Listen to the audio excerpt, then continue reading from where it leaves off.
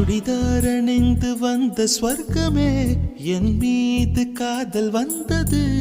எப்போது என்று கொஞ்சம் நீ சொல்வாயா நீ சொல்வாயா நீ சொல்வாயா